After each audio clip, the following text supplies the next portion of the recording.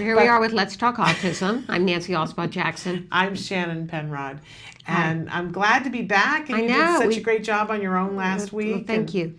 And it was wonderful. It's always fun to fill in for you. Well, it was exciting for me, but also it was weird. It was like, I'm not there. Yeah. Jem and I were at a restaurant in San Antonio when you guys were on the air, and we had this iPad set up on the, people at the tables thought it was, we were, culturally weird that we were like focused on, as they were making us tableside guacamole, which is an experience you should have in San Antonio. It was really they make good. tableside guacamole. They pull up with the, it's like the Caesar salad experience, right? But they make the guacamole right there with these wooden paddles, and it was very good. Good. And fattening and calorie ridden, but it was very, very good. Sounds delicious. And it was hotter than Hey Nani Nani. Texas is hot. Yeah. Has anybody made that connection And in the before? summer, it's very hot. It's hot. And humid. And humid. But we had a good time, but we're glad to be back. Good to have you back. Glad to be back here with you. And you were on vacation before that, so I was here by myself. Did you guys have a good time on vacation? Yes, we had a great time. Well, and I should stipulate, we were not on vacation. We were working and going to different offices, but we squeezed in fun wherever we could. Okay, good. And tableside guacamole was one of the fun. Okay, great. While watching you guys on the show. But in any case, we got a big show planned. We have Ginny Palmilla, who's going to be with us in just a few minutes. She's from Love and Autism, the conference that happens every fall. Yes, it's been going on, I think, for 4 years now. And it's a great topic. And a topic that really nobody else was addressing, right. And isn't it interesting to watch how squeamish people get when you start talking about love and sex, and people just get Right. So glad that Jenny is taking it on. She's a licensed marriage and family therapist. Who better to do it than Jenny? And so she's going to share with us some exciting things that they've got going on at this year's conference. And then we also have a wonderful guest, Anna Seyfried. Did I say that right? I think so. Who's going to be with us? Seyfried. Who's going to be with us talking about their Ride for Autism, which the proceeds go to Act Today. Which is wonderful. Yeah. There's a couple of organizations that benefit from it, aren't they? Or is it, no, she has other organizations. She has other work they do out of her the American Legion Post there. Fabulous. In West Brownsville, California. Well, excited to hear all about that, the wonderful Ride for Autism, because I know they've got some, and that's happening this Saturday. Yes. Which is amazing. So all that exciting, but first we've got some in the news. Yes. Do you want to start with news study? There was a study that girls are much less likely to be diagnosed with autism because social camouflage may lead to underdiagnosis. It's easier for a girl to slip under the radar when she has autism. And it's interesting because we keep talking about how the prevalence for boys is so much higher, and over the years there keep coming in these studies that are saying that that may not be entirely true because it takes girls longer to get diagnosed. So that and that they're finding out that a lot of women, it's underdiagnosed in women, because there's this preconception starting out that makes it harder for girls to be diagnosed because they tend to be more socially capable. But inside, they're having stress trying to comply because they can understand what the social rule is, even if they can't do it, and that it makes them really stressed out. I also thought it was interesting that the study looked at how the compulsions are different in girls and boys. You and I were just talking about this a minute ago, that one of the quotes by one of the authors of the study said that girls' obsessions tend to be, and I'm quoting, more endearing and culturally acceptable than boys. Like if girls collect seashells, it's not considered unusual, but boys collecting rocks and being obsessive about it. And talking endlessly about them, it's not as endearing. Right. And that immediately made me start thinking about Martha Stewart. Right. Because, Martha Stewart has many things that she collects, and she has a room in one of her homes that is just depression glass, like on these shelves with little rods holding them up. Right. And I was thinking that's probably not endearing to everyone. But, she made a whole career. I'm not saying in any way, shape, or form that Martha Stewart is on the spectrum. I'm just saying that it's an interesting way to look at it, that the things that we do society gives us as women more latitude Yes. to collect. I collected ball jars, blue glass ball jars forever, and no one took me to task for it. Right. And whereas, if a guy did that, everybody would have a lot of things to say. But I do think it's important for people who have girls that are really stressed and have a lot of compulsions, but you're not taking them to be diagnosed because you're saying, but they make good eye contact and they're doing well in their grades in school, that don't overlook it. Right. And that seems to be what all the studies seem to be suggesting, is that that might be a girl who needs a little bit more help and Right, that support. it might not be screaming autism, but in fact it could be. Right. And that there is help and support for that. Yes. To lead a life that is not as riddled with anxiety. And then Yes. there was another story in the news about, I didn't see this when it happened, a young boy, a 4-year-old boy who was berated by a fan at a Yankees game and was called retarded. Yeah. And apparently he is scarred from the incident and can't stop thinking about it and talking about it. It's one of those things, and you see people taking camps. So this happened at a Yankee game, and I think it was over the weekend, last weekend. And a lot of people are talking about it. I love this headline that Samantha's showing there, "Man Most Foul."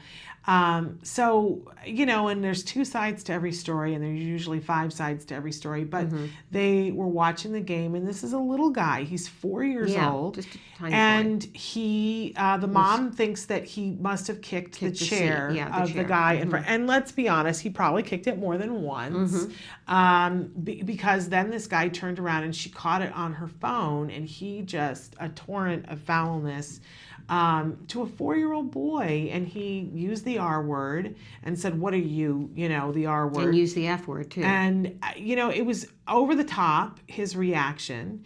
And the mom has said how disappointed she is in a lot of people's reaction, because when she saw her child escalating, that she asked some people, security at Yankee Stadium, and said, is there some place we could go, and was given a non-answer, that they didn't really understand what she was asking, and said, no, there isn't something. And I think it's just a level of awareness, and that perhaps this event, because this guy did us the horrible favor of being so unbelievably, inexcusably over the top rude, it has called everything else into attention. And I do believe that the Yankees will pay more attention in the future, and perhaps set up a quiet room for all people, all of their guests, because a ball game can get a very sensory overwhelming. It said in this article the stadium sets aside quiet places. Well, the people didn't know about it. Right.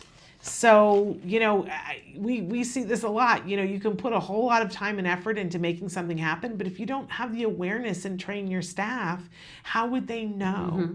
I was just saying on this trip that I love the experience now. I can go into almost any restaurant and say to them, "Do you have a gluten-free menu?" And almost always I'm treated to the response of, "A what?" And I say, "A gluten-free menu." "Oh, I don't think we have that." And now I know to say, "Could you ask the manager if you have a gluten-free menu?" And here comes the manager with a laminated gluten-free menu. But if people at the front don't know, Right. and if I don't know to ask for it, then then this great thing doesn't happen. And for this, I love getting into conversations with people who have neurotypical kids about this, because I'm of the mindset, kids need to go out into the world and see all kinds of things in a ball game. Come on, this is the great American pastime. Our kids need to be there. All kids should be so lucky to get the opportunity to be at a ball game at some point. But, I hear from my friends who have neurotypical kids, well, the guy had, he paid a lot of money for his seat, and who wants to be hit in the back through the whole thing, Yeah, or but even a couple of times. It's one thing to, But be a human being. yes, don't be abusive. Be a human being. Yeah. And, turn around and say, "Your child is hitting my chair. Is there a way that we can get that to stop?" Right. Because then the mom can say, "You know what, I'm doing the level best I can, and I really apologize. Let me take him for a walk." I'm not suggesting, and I know you're not, that we should just let our kids wail on the tar on the the back of the seats and have everybody else be miserable. But grow a compassion bone. How about that? Well, the Yankee brass says they're working with the DeMarcos to get them back into the Bronx soon to a game. So Well, let's hope so, because this little boy doesn't want to go now. No. And can you blame him? No. After that. So another story about Seahawks legend Kurt Warner, who's been sharing his family's struggles raising twin boys with autism. You know what was the most interesting thing for me about this is that they start out by talking about the fact that he disappeared from the spotlight for 2 decades. Mm-hmm. And I don't know about you, but I relate to that greatly. Oh, yeah. That, you know, your child, you're clipping along, and for him, he's at the top of his game, Mm-hmm. and he's got other kids, and he's married, and everything's working out, and then suddenly he disappears from the spotlight, and now he's coming forward so many years later and saying, well, this is where I was. I had 2 boys that were diagnosed with autism, and I had to take care of things at home. And, you know, I think for every family that's going through this, you lose a certain amount of ability to be in your life and world. vocal. Right. I have friends who are like, what happened to you? Right. And I'm like, what happened to me? I had a child diagnosed with autism. Yeah. And they're like, well, you never called me. Right. And I'm not friends with them anymore. And he talks very candidly about the struggle. He said that when they would turn 5, the doctors gave them a diagnosis. And he said, you know, at least we had a name. Before that, it was just like bad parenting because they were out of control. And apparently, there was a lot of aggression with the twins. And they Austin and Christian are their names. They would kick holes in the walls, bite themselves bloody, bang their heads against the walls. And the Warners said that they hit rock bottom in February 2008. Anna, his wife, said when I opened his bedroom door, fire was everywhere. So they had quite a few struggles with, you know, aggressive behaviors. And they're both working now. Mm-hmm. And one of the things that I thought was particularly interesting that they have jobs and they have on-site job coaches, Mm-hmm. which is something that we've been talking more and more about, that, you know, what do we have to do to set up our population to be able to work? We love when we have Joanne Lara from Autism Works now on the show, and she has changed my mind a little bit about this, because I was of the impression that not everybody in our community is going to have a job. Right. And Joanne's like, no, that's unacceptable thinking. Like, no, we have to be thinking about what can we do to make sure that everybody does have a job, that a job is a right, a human right. And that it doesn't have to be the highest paying job, but that it needs to be something that the person feels like they are making a contribution and that they are getting back a paycheck from it, that everybody has a right to that. And that sometimes what that takes is an on-site job coach, and I'm excited to see that they have been able to put that in place for these 2 young men. Yeah. And And it says that the Warners are now living, not drowning in the challenges brought by autism and opening up. It's still chaotic, but balanced with lots of love. And they've got a book that they have written called Waiting for a Miracle. They're looking for a publisher, and so we're going to reach out to them, see if we can't have them on the show and help them. Many other times people on the show have been able to find a publisher after talking about their book deal. So let's see if we can't make that happen for the Warners. Yeah, have them come on. All right. We are going to take a little bit of a break, and then I don't know how we're doing time-wise, but we have 2 fabulous guests for you. Ginny Palmilla, we're going to talk about love and autism. Coming up. Stick with us.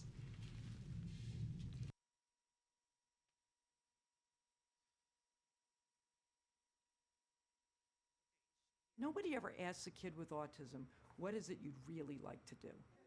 At this school, we ask the kids, what is your goal? What is your dream?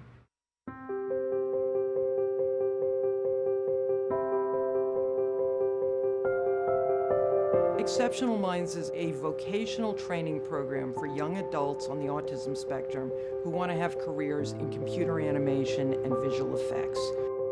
I think young people with autism are totally underestimated. When you've met one person with autism, you've met one person with autism. They all have different talents, different skills, and what surprised me is that there really are no limits, that if these guys believe that they can do something, they really can.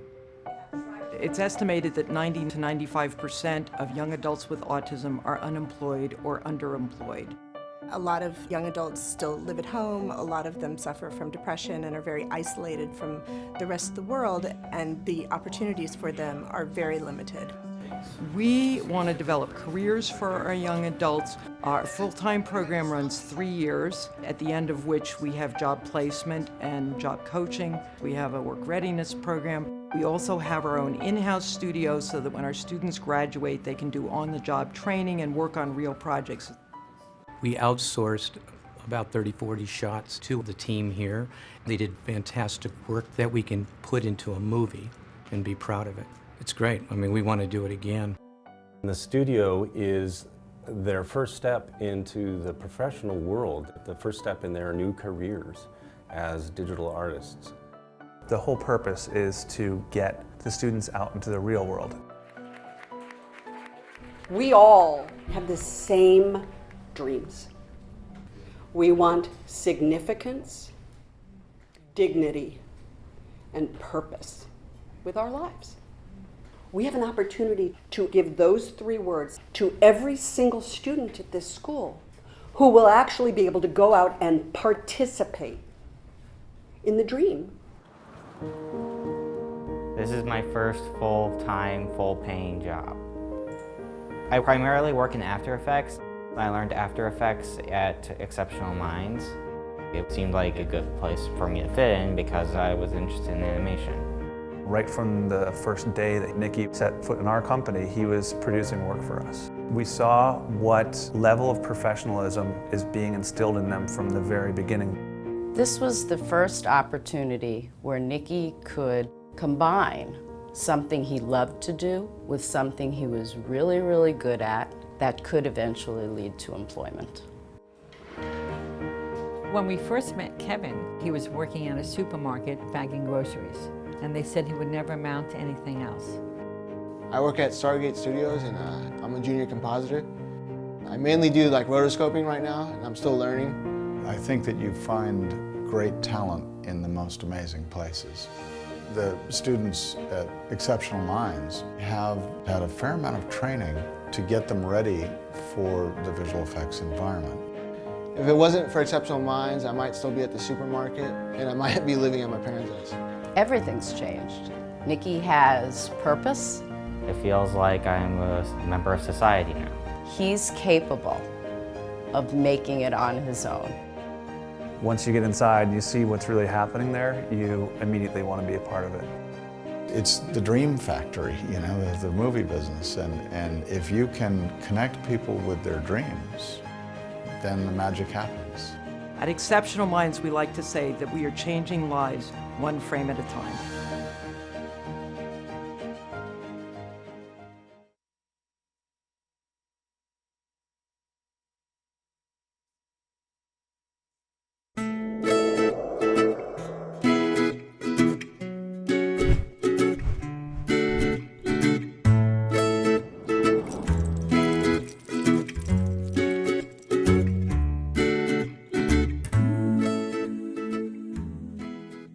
Let's talk about some of your adventures on the road and where you've been over the last week and a half or 2 weeks. It started earlier in June that we took a trip up to Northern California and visited 9 of the card offices that are in Northern California, in and around Fresno and San Jose and a little bit in Lower Sacramento.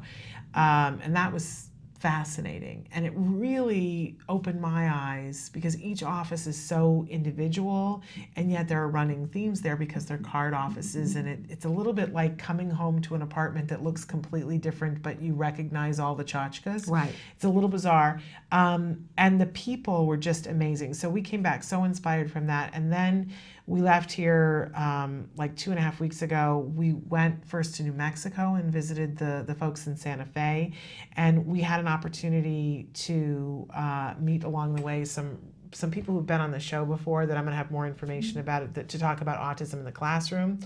And then we went from there to Dallas and saw the new people in the Colleyville office in Dallas. We went to Austin, where there are 3 offices in Austin. Then we went down to Corpus Christi And what a beautiful place, Corpus Yeah, Christi it is. I haven't been there, but I've seen photos, and it's supposed to be gorgeous. It's on the water, right? It is, but it's on the bay. And I had a little bit of a spiritual experience that I wanted to share with you, that if we have time, we can do it on the air, because, whatever. But I knew that you would appreciate this. But from Corpus Christi, we went back up to San Antonio, had an amazing time in San Antonio, met with, both in Corpus Christi and San Antonio. We met with parents everywhere, but especially in Corpus Christi and San Antonio, boy, they really lit a fire in me. And then we... and what was the reason for that? That they lit a fire under Yeah. me. To see I think it's important for all parents that are at any point to connect with other parents at other points in the intervention, because for me, at a point where I am, to meet with parents that are just starting, and I have some fear and trepidation in my heart because I know what they're facing. Right. And I know The road how ahead. extraordinary this journey is for them, and how it's not going to be easy. But to show them, this is why you would want to do this. And to see their bravery. And it reminded me of us when we started, Nancy, because we didn't know what we were facing, but we had a lot of energy in the beginning. It is inspirational to see these parents who are like, I'm going to do whatever. It just took my breath away. It just really took my breath away. But I will tell you, and then Jenny is here, but I will tell you that when I stood on the beach there in Corpus Christi, Jem went to play in the water, and I'm not so much a play in the water person. And he, we didn't have our swimsuits or anything, and it literally, he was picking up seashells and doing things like that.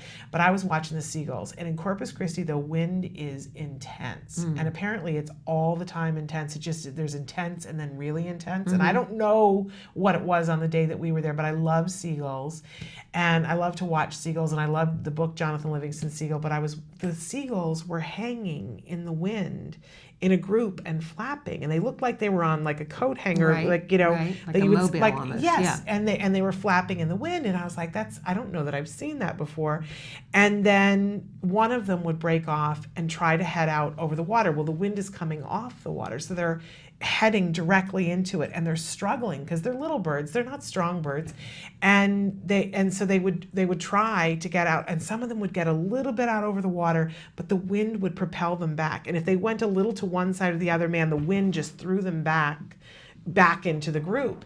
But they would struggle again and again and again, and sometimes I lose track of who I am and where I am, and I just don't know. But I was standing there on the beach, and it took me forever to realize I was talking to the seagulls. I just didn't know I was doing it out loud and very loudly.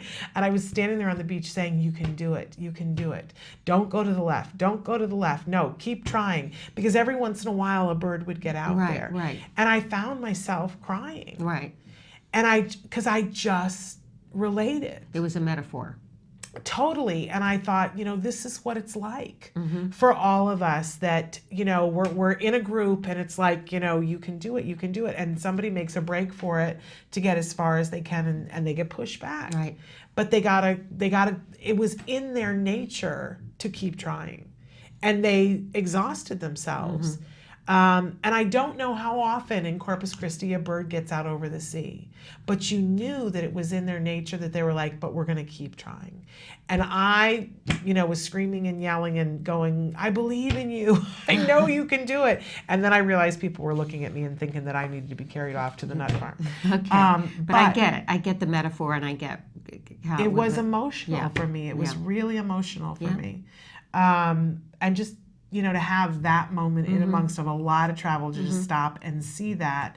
And I really, it was meeting those parents. It was the same thing. Right. It really took but it reminded me how important it is that that we all acknowledge the struggle. Yes, the struggle is monumental. But you can't give up. No. You can't give up.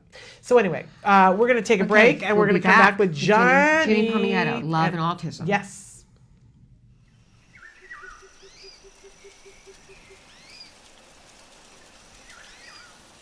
We're very excited because we're in the Noah's Ark exhibit, and we're here with Jason Porter. Thank you for taking us on this tour. Oh, thanks for having us. So you're going to show me around a little bit and show me some of the secrets of the Noah's Ark exhibit, right? Yeah, I'd be happy to.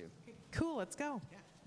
So Jason, tell us, this is an amazing space. Why is it so incredible for children? One of the values of the Skirball Cultural Center is taking care of the earth and one another, and so this idea of repurposing materials that would otherwise be tossed off was a big component to how we designed the galleries. It's based on, certainly the story that everyone knows is the one from the Hebrew Bible, the story of Noah. But in our research, we looked at over 200 flood stories from around the world, and many different cultures have flood stories that have similarities, and the similarities that we identified were these 3 chapters: the storm, some crazy challenge that comes to your life; an ark, a kind of means of survival, a way for a community to come together to survive; and finally the rainbow, which is this kind of symbol of hope, the second chance to make the world anew. Love it. All right, let's take a look through, and we're going to talk about some of the learning opportunities that are available here. We really wanted people to kind of discover what they were supposed to do. For example, this elephant has a gong in the center, and there's a little wheel here that you can turn and see what happens. But there's also some hidden things, like there's a little peephole in this polar bear, so it's kind of a moment where you could talk with your kids about what does it mean that polar bear in there only has a small piece of ice to live on it, and you could talk about kind of the environmental issues that might be associated with it. All right, should we go downstairs? Yeah, let's check out the storm. So Jason, what do you call this room? This is called the Storm Gallery. In one side of the gallery, we have a storm wall, which is all sorts of sounds and sight effects to make the storm come to life. We have this, what we call the load up. It's fairly intuitive. You put animals onto the conveyor belt and you turn the wheel and they get loaded up onto the ark. Except you can't do both at the same time by yourself. It's kind of layered in the doing, the learning that we're really interested in, which is about this notion of working together in order to accomplish something. So, when you first get on the ark, obviously you enter 2 by 2, as the story goes. And so the animals in this first section of the ark, they're not quite sure where they should be. They're a little bit nervous about who to hang out with. The gallery is really organized so that the animals are still in pairs. So we talk a lot about what are the elements of home that you need to survive. And it's really a nice kind of intro into the whole experience of being in a community, learning to be together with people who may or may not be the same as us. This gallery of Noah's Ark is unique, I think, in terms of the way that it was designed, that it offers a huge variety of experiences in a way that really accommodates people of all stripes and spots. So there are more quiet zones, like we just left in the move-in day, where you can come into this room where you have a lot of large motor things that are happening, including climbing, and we kind of have nicknamed this the arcade. It's kind of the chapter in the story where they're making new families and they're mixing with other animals that they've befriended. Oh, we have to talk about poop. We can't do a show without talking about poop. So, the other fact of life on an ark is that everybody poops. So the challenge is to, clean up. Okay, so we're in the last room, very cool room. What do we call this room? We call this the Rainbow Gallery. People really get that this is a place of hope. Sometimes there's an art making project that it ends in some sort of inspiration, that people feel like they're inspired to take action in the world and make it a better place. Thank you so much for showing us everything and telling us about all the wonderful things at the Skirball Center.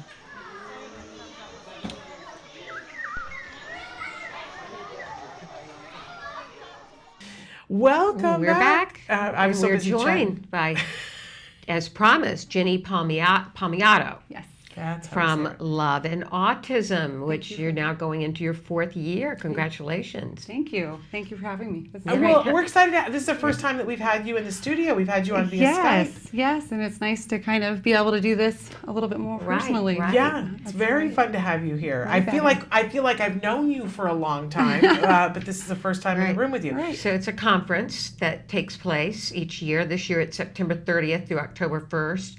And tell us what the conference is for those that don't know Love and Autism. Sure. So Love and Autism is become this experience or event more than even a conference, where we bring in world experts, mostly autistic voices. I think we're probably unique in that, where the main stage is really reserved for autistic voices or family members and autistic voices to share raw, honest, real stuff about what it means to live and love on the autism spectrum. So I never know exactly what anybody's going to say. I just gather great people to come together and talk about what it means to be autistic.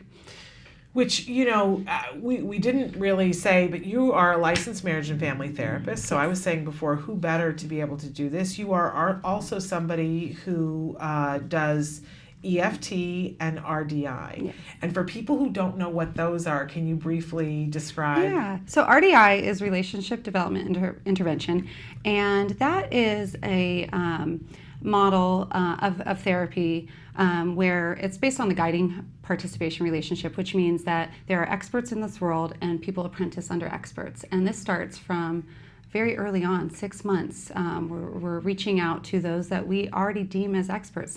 Something about the guiding relationship gets disrupted when there's neurological differences associated with autism, and RDI is there to empower that relationship. It's a very humanistic and respectful model, and that's why I really enjoy practicing.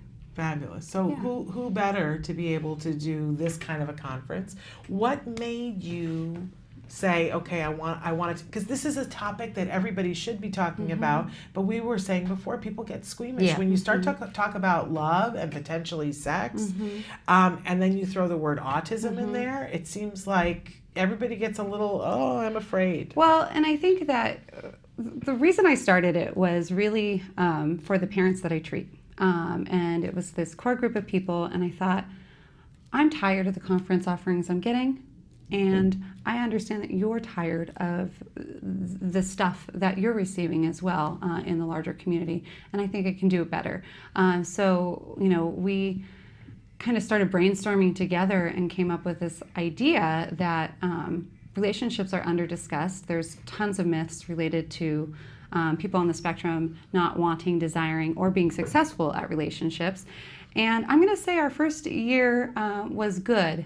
Now we're great. And I think that it's through a ton of dialogue and discussion with these many people in the community, autistic self-advocates, that have empowered me to know how to do it even better. And it's kind of like this tag you're it. Each speaker from last year tells me about another person, and then I kind of go look and I'm like, oh my gosh, this is great. So I think, part of this is about tearing down the myths related to what it might mean to be autistic. Part of it is about letting autistic voices be center stage. And, for me, just to put it really simplistically, I learn about being a woman from other women. I wouldn't necessarily go to a women's conference with an all-male audience. Right. And I think that so often we see these larger learning events have one or two people on the spectrum adding to the conversation. And over time, we've realized that this is so powerful and everybody's narrative matters. And particularly if we're wanting to do something better for those living and loving on the spectrum, then hearing their voices is the way to do it. Yeah. So tell us about some of the things you have going on this year. So I would say the thing that every year I get kind of really excited about like one thing and seeing it play out. I'm really excited about Daniel Wendler and Kyler Shuway's new project. So I approached them and said, let's do a teen track. We've had more and more teens across the years join our conference, but what I noticed about the teens is they're sitting in the audience and they're in, and then they're on their phones. And I thought, God, I could do it better for these guys. And what they are here for is this sense that they belong and this and finding their tribe. And so we decided to create this thing called You Belong, which is a 2-day small group adolescent track with the core idea of finding your tribe and figuring out what happens in your life that interrupts you from having the relationships that you desire. So when I called Daniel, because Daniel was a speaker last year, and I said, here's my idea, he just took it and ran with it, and he called me back and said, can I do it with my best friend? And I thought there's nothing more perfect than two best friends coming together to show the power of a relationship, show the power of a platonic relationship, and help these young men and women navigate that in their own lives. So I'm really excited about that, and I think that will be just fabulous. It sounds fabulous. We've had Daniel before on the show, but not had his best friend on the show. But Daniel is an amazing speaker and just so inspirational, I think, to everyone. I think his heart just enters the room. Yeah. Like in every conversation he's in. I tell him, well, not all the time, but I've mentioned a few times, I'm like, when you get your degree, if you ever need a job, I'd love to be that person that offers you that. He's just phenomenal. Really wonderful. What else do you have going on this year? So we were talking a little bit about this before we got on today, but Asperger's RS is doing a unique comedy sketch for us. I just died when I saw their documentary. I thought it was so clever what they're doing together. There's so many different layers, this friendship, this idea of are we good enough related to our diagnosis, and what gets in the way of our own selves and our own success and our own dreams.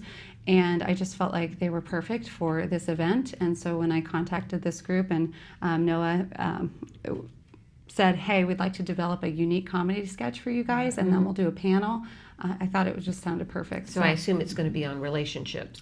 You know, I don't know. I kind of, what I like to tell people is, you know, figure out who we are and our values, and then if you think you can match and grow it, be here. And, well, the one thing we know for sure, it'll be hilarious. I also love the documentary. The only thing about it now, having seen them perform live, is that they are so much funnier than you could ever guess they were from the documentary. They're hilarious. So that'll be really fun for people.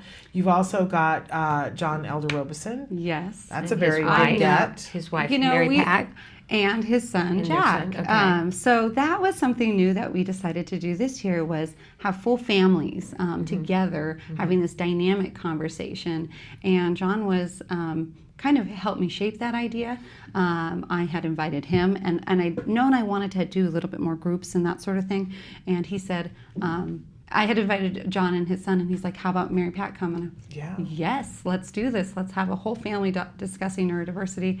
And yeah, I mean, all of his books are fabulous. I'm rereading Look Me in the Eye, and that's just tremendously written. It has value for people that are newly discovering that they might be a neurodivergent thinker, as well as parents at any point in the journey. Professionals, I think it's just like, and you know, they're just mass grouping of people, readers, but I love that book. Yeah, so I'm super excited to see them. You have a human rights activist, Amy Sequenzia.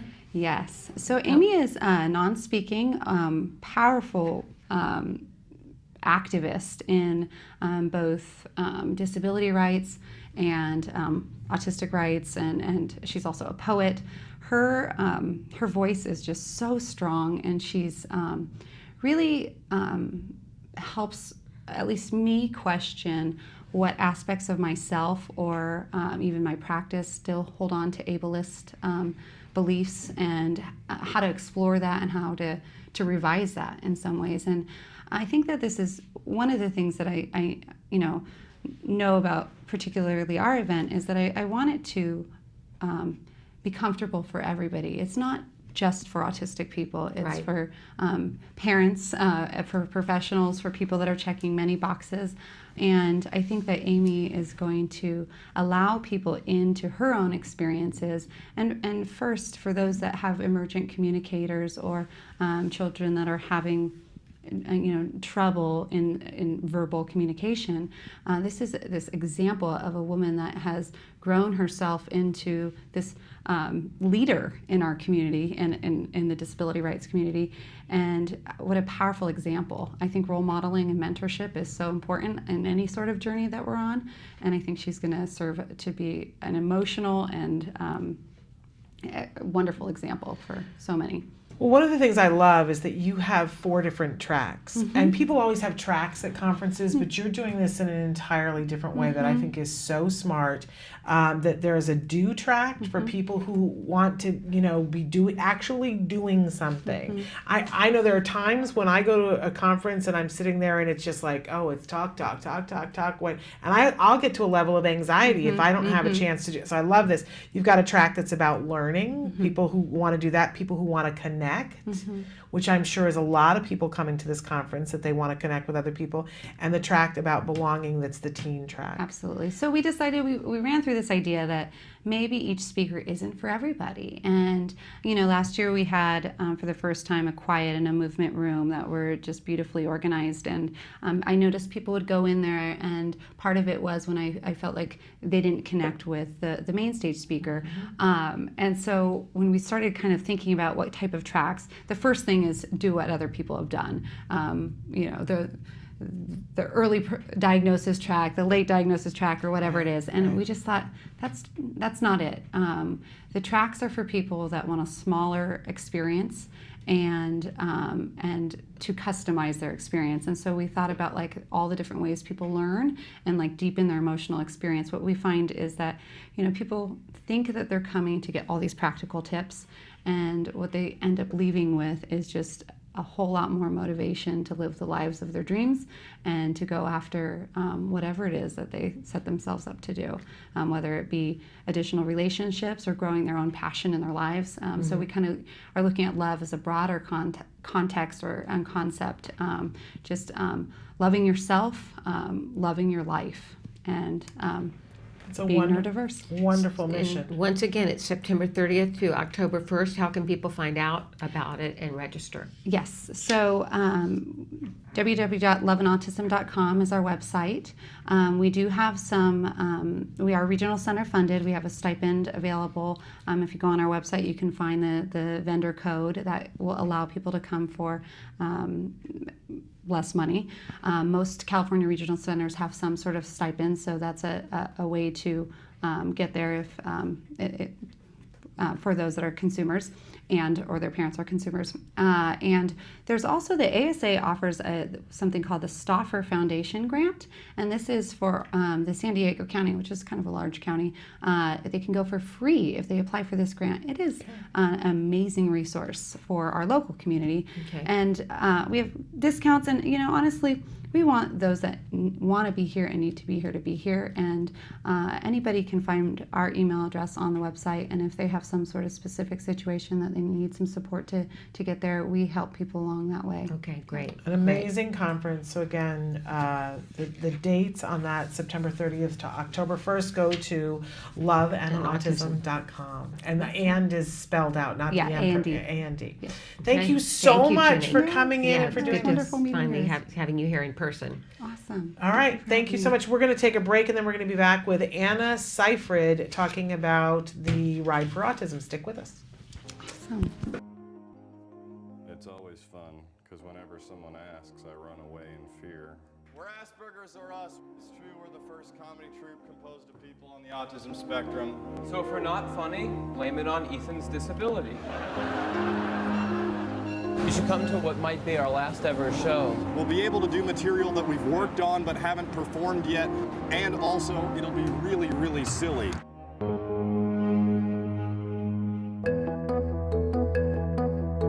We want to sell out Earth. This is definitely the most challenging show we've had. We want aliens to come to the show and be turned away because it's full. There's parts that are screwed up, there's parts the audience doesn't get. But we're realistic, so if the aliens get in, that's okay too. It's going to be a disaster. It's going to be... Start thinking this way. I was born this way. I've been more stressed than I have been in the past. We're hypersensitive because something's irritating us from the inside. I'm saying that I feel upset. All of this stuff that's hard, that's difficult for us, this is what we get for starting Asperger's R Us. I asked. I'm not talking about you. I want you guys to leave. I just want it to be done now. It's a lonely, lonely world This is my diagnosis, the actual time I got diagnosed on the autism spectrum, and I skipped home because I felt freer than I ever had. It explained everything that had ever happened to me that didn't make sense. When you have Asperger's, you can do things that are really, really great, not in spite of having autism, but through it. Doing really good, dude. I'm really happy that we're in this troop together. Me too. And the rabbi interrupts and says, sorry to cut you off. These guys are my best friends. I don't really have anything bad to say.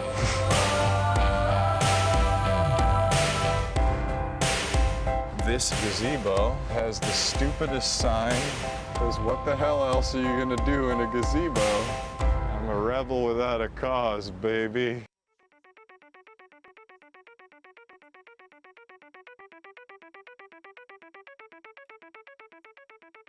Hi, I'm Shannon Penrod, and we're at the ABCs and XYZs of Special Needs Conference.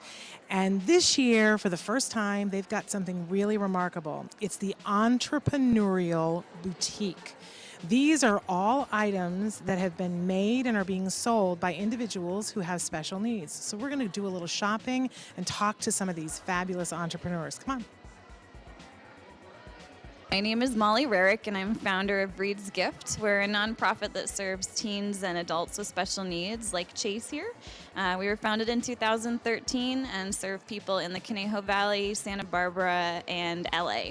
Our main objective is to give our participants the skills they need to gain a more independent life. My name is Shelley Cox, and Lisa Zalagi and I are founders of Creative Steps and Create Micro-Business Enterprises. And the items that we're selling here today are all made by the clients who have passions about what they want to make, and then they get the profits from what they make after we've paid all of the other expenses. We are here today because my goal is to be independent, and also I would like to share all my artwork, and I would like to sell. Thinking about at his young age being a businessman, you know, it's amazing. I cannot be more proud.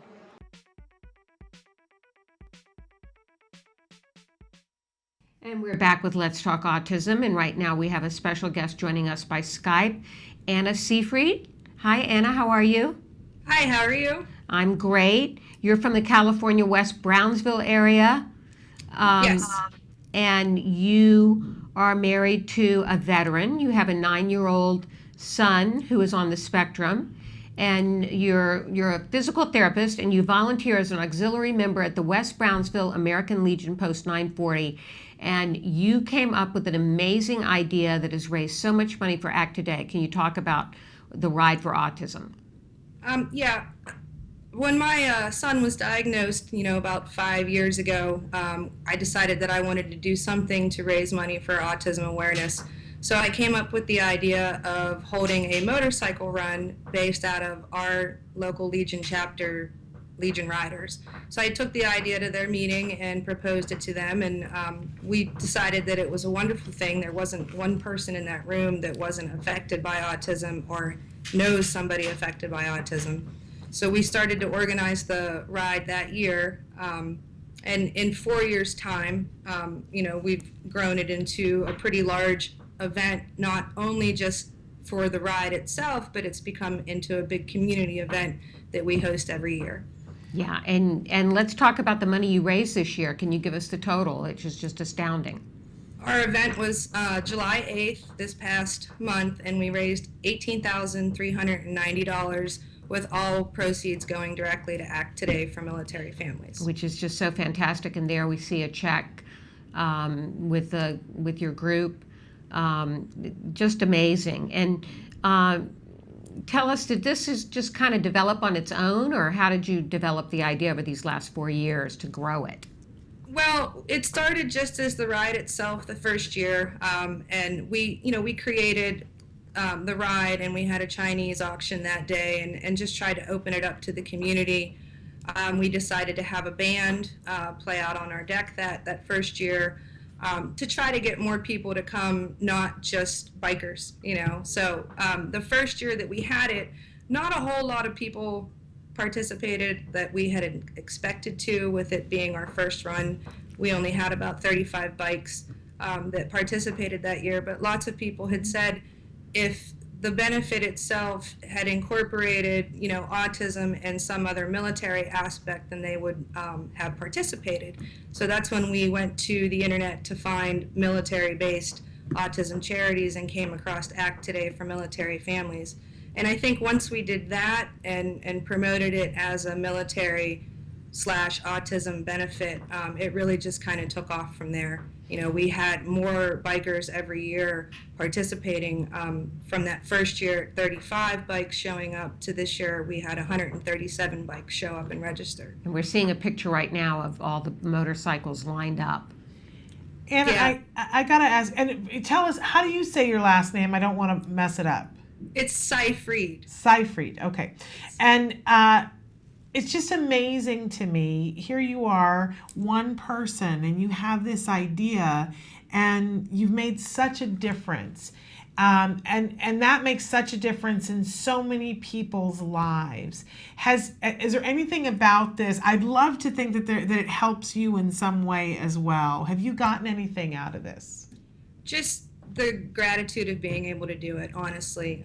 You know, and I can't take credit for the event itself being as successful as it has. We have a wonderful group of Legion members that just will help in any way they can to help with the success of the ride. And our Legion Riders chapter is a wonderful group of individuals that really just help promote it and build it back up into what it is. If it wasn't for all of the volunteers that we get from the Legion and my family and the riders, it wouldn't be as successful as it is.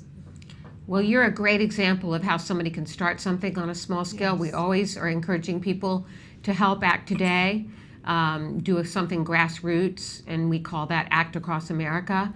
And you took this on and you built it, and we are so indebted to you, and we wanted to just say thank you, thank you, thank you for what you've done. Absolutely. Well, you're very welcome. We're already planning next year's event, so hopefully it's bigger than this year's. Well, it's just amazing. We appreciate you, and we're proud of the way you walk your walk. That's right. It's amazing. And tell Thank everybody you. there, thank you for all the families, on behalf of all the families, that's going to help. You're welcome, and thank you for having me on. Thank you, Anna. Our pleasure. All right, take care. Yep. What an amazing young woman. I know. What an amazing family, and what an amazing event to raise money for an amazing charity. I know. It's all amazing. Just all came about. And that's the power of one. Right. You know, I think sometimes somebody out there right now probably has an idea Yeah, for something, and but you're a thinking, little afraid. Right. Don't be afraid. Go for it. Go for it. And make a difference. Amazing things can happen.